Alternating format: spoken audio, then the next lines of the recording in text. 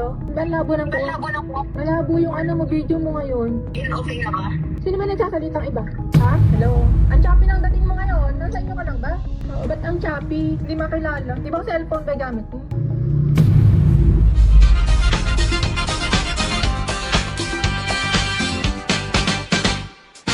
Maaring isa ka sa mga nakaranas or maaring maging subject ka rin para sa ganitong sitwasyon kung saan may mga bagong modus po ngayon dito po sa internet, kahit po sa mga Facebook and Messenger.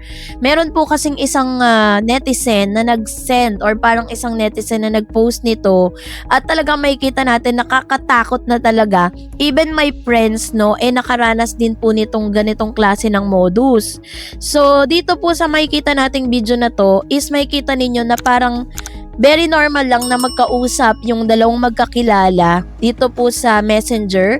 Kung kuha niya po yung video, yung pinaka-itsura nung itsura po nung talagang kausap niya, dahil base po dito sa post niya is scammer alert, nahack kaninang account ni Miss Josie Wells. Nagchat siya sa akin sa pagpapasend ng 40k at para sigurado di ako magduda bigla siyang tumawag, pero napansin kong blurred ang video at parang may nagtuturo sa isa pa, hindi responsive ang mga test question ko, delay ang sagot. Ibinaba ko, tumawag ulit kaya na-video ko. Sinabi ko na lang na kulang ang fund ko at nagulat ako na kukunin din niya ang magkano lang daw ang fund at idadaan niya daw na never naman nangutang sa akin si Josie. While taking to her, bigla siyang dumating sakay ng isang tricycle.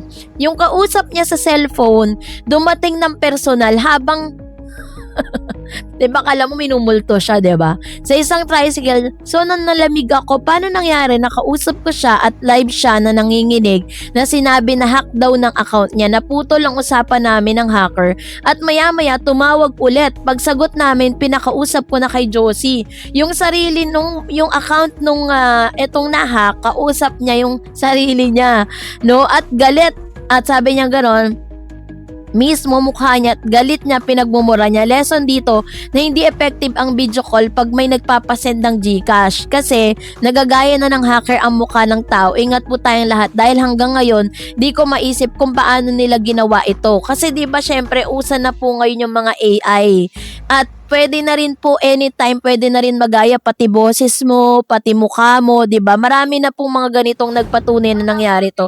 Panoorin natin. Ang labo ng video mo. Kilala naman ako yan eh. Ha?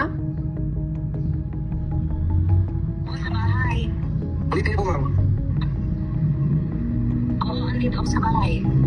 Ba't ang labo ng video? Ano mo nga, Ilita ako na lang po.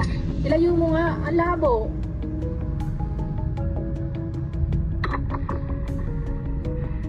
Layo mo yung video. Ang labo ng ko. Malabo na po.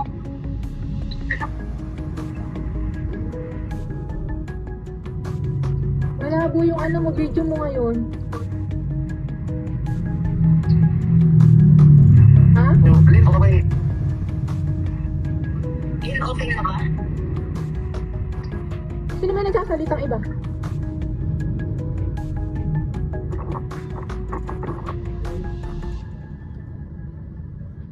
Yung pamangkin ko. Ha?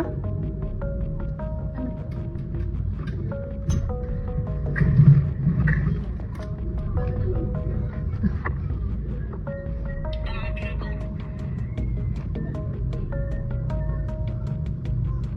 Teka muna. Ano to, kapalit? Kapalit lang.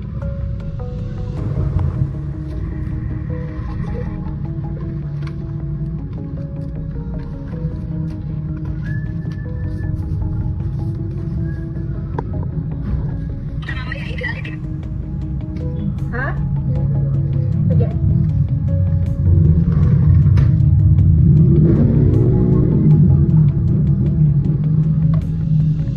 Hello? Ang choppy ng dating mo ngayon. Nasa inyo ka lang ba? Ay, Oo, ba't ang choppy? Nasaan labo ng video mo? Hindi makilala. Di ba cellphone ba gamit mo? Saan ba ito?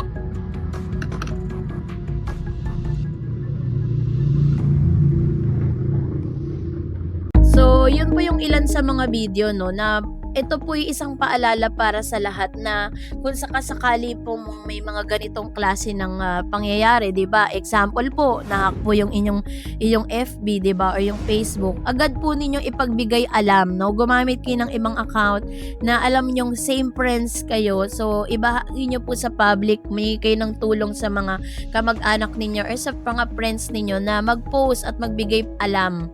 No, kasi kayang-kaya na po ng AI, no? Dahil po sa AI generated, dahil po sa technology, ginagamit na rin po yan bilang pang-scam. Buti na lang si ate, medyo matalino si ate, no? Na talagang naramdaman niya na ito po isang malaking pambubudol because number one, alam niyang hindi naman daw talaga ugali nitong si Aling Josie na mangutang.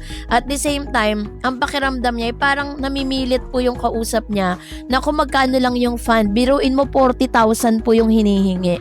Isa sa mga kamag-anak po namin ang na ranasan to. Kaya talagang nung napanood ko to, kailangan kong gawa ng reaction video. So we need to be we need to be careful at pagdating po sa mga ganitong klase because rampant na po ito ngayon sa social media.